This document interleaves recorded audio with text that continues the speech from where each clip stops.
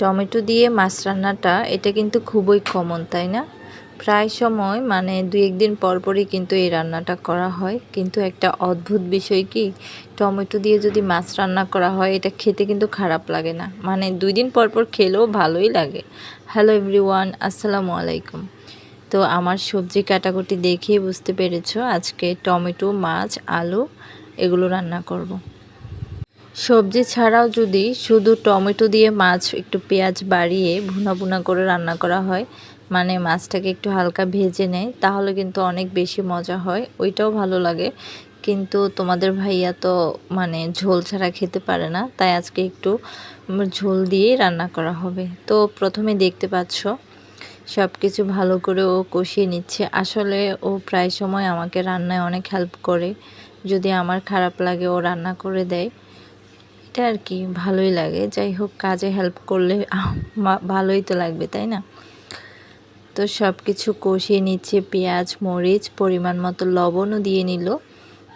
প্রথমে লতি রান্না করবে, তাই প্রথমে লতিটাই ধুয়ে কেটে বেছে নিয়েছে।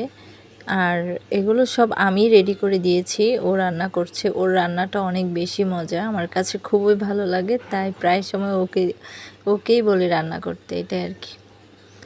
তো মাছগুলোকে প্রথমে কষিয়ে নিবে। মাছ এমনিতেও সবসময় ভেজেই নেয়, কিন্তু আজকে আমি বললাম যে মাছটাকে মানে মাছের মাথা দিয়ে যেহেতু লতি রান্না করব, তো এভাবে যেন রান্না করে, কারণ ভেজে নিলে আমার কাছে কেন জানি একটা ভালো লাগে না। কাঁচা মাছ দিয়ে মানে ইলিশ মাছটা যদি কাঁচা থাকে তাহলে কিন্তু অনেক বেশি ভালো লাগে।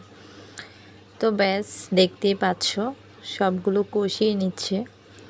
তো কয়েকটা টমেটো দিয়ে নিল, যেহেতু কচুরলতি গলা ধরার একটা সম্ভাবনা আছে, তো কয়েকটা টমেটো দিতে বললাম। টমেটো দিয়ে মাছগুলোকে একটু ভালো করে কিছুক্ষণ কষিয়ে নেবে, যেন একটু সেদ্ধ হয়ে যায়, মশলার ঘ্রাণটাও ঠিকঠাক থাকে।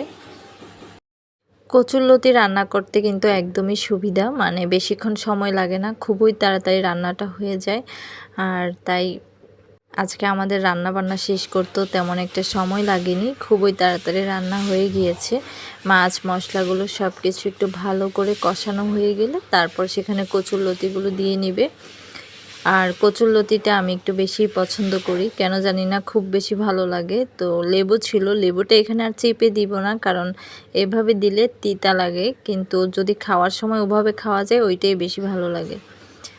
অনেকে আবার কচুরলতি রান্না করার সময় সাথে 2 টুকরো তেঁতুলও দিয়ে নেয়, যেন গলাটা না ধরে, কিন্তু আজকে আমার কাছে যেহেতু তেঁতুল ছিল না, কি আর করার। আর এদিকে এই রান্নাটা বাকি আছে, মাছগুলোকে একটু ভেজে নিবে, এভাবে মানে কাঁচা রান্না